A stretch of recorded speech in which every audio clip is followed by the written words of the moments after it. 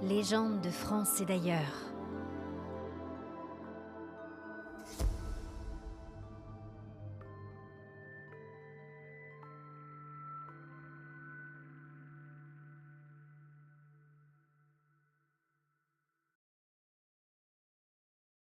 Vous écoutez Rencontres surnaturelles.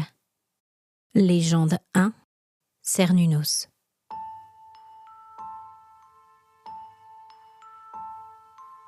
Cette histoire se passe il y a longtemps, très longtemps. En des temps oubliés où la nature régnait en maître et où l'homme vivait en harmonie avec elle, respectant ses ressources. Seth rentrait d'une longue journée passée au champ. Il mourait d'envie d'aller se jeter dans l'eau fraîche de la rivière, de la sentir couler sur ses muscles endoloris et d'oublier un moment la fatigue et le poids de la responsabilité. Depuis la mort du père en décembre dernier, tout reposait sur lui. À 15 ans, il était naturel pour lui de s'occuper de ses frères, de ses sœurs et de sa mère, mais 12 bouches à nourrir, ça faisait du monde à supporter. Il atteignit la clairière où la rivière formait un petit lac naturel, se dévêtit, puis se jeta à l'eau sans plus attendre. L'onde glacée lui coupa le souffle alors qu'il plongeait au plus profond, là où l'eau était la plus noire. La respiration bloquée, il regarda d'un air désespéré la berge si lointaine. Ça ne pouvait pas lui arriver à lui, pas ici, pas maintenant. Il rassembla toutes ses forces et essaya de nager vers la rive, mais son corps était si lourd. Comme si des mains glacées et sinistres l'avaient attrapé et tentaient de l'entraîner vers le fond. La vision assombrie par le manque d'air, il tendit une main vers la terre ferme et perdit connaissance. Au milieu de la nuit, il se réveilla perdu dans la forêt, une douleur perçante au niveau du crâne. Essayant de se relever sur ses jambes instables, il retomba dans la mousse et les feuilles mortes du sous-bois. Il porta la main à sa tête en gémissant. Il avait l'impression qu'on lui fendait le crâne tant la douleur était forte. Son front était chaud et douloureux. 2 zones en particulier semblaient avoir changé de volume. Est-ce qu'il s'était tapé la tête dans la rivière tout à l'heure ?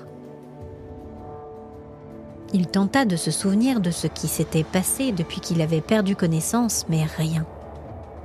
Aucune image ne lui venait. Envahi par un instinct primaire, il huma l'air de la nuit.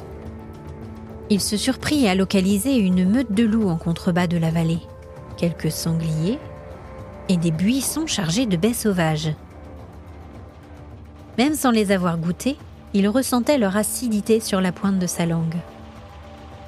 Poussé par une force irrésistible, il se précipita à la poursuite de l'odeur délicieuse, évitant les pierres saillantes, puis s'agenouilla pour savourer les fruits. Dieu, comme c'était bon! Il pourrait manger cela toute sa vie. Enfin repu, Seth creusa le sol recouvert de feuilles mortes, s'y leva et s'endormit aussitôt.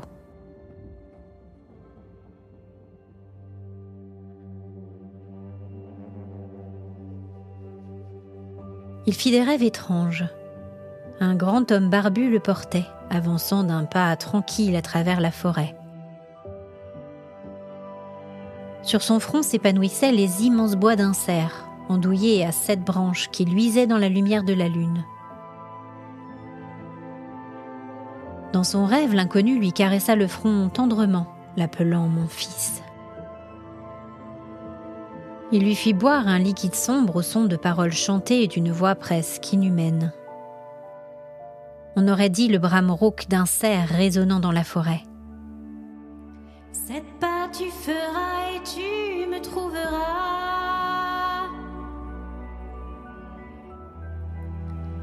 7 cornes tu auras et cerf tu deviendras.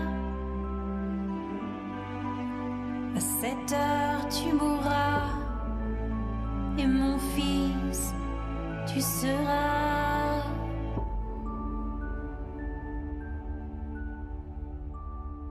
Au lever du soleil, Seth se réveilla en sursaut, portant au fond de lui la certitude que ce qu'il avait vu n'était pas un rêve.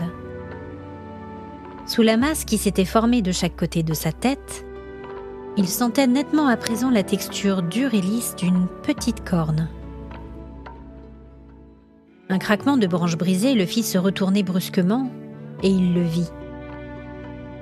Terrible et magnifique dans la lumière naissante du matin. Il le reconnut à travers les histoires que les anciens du village racontaient au coin du feu.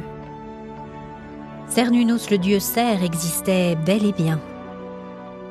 Il l'avait ramené à la vie et l'avait pris pour fils, l'invitant à partager son royaume à jamais, au cœur de la forêt profonde.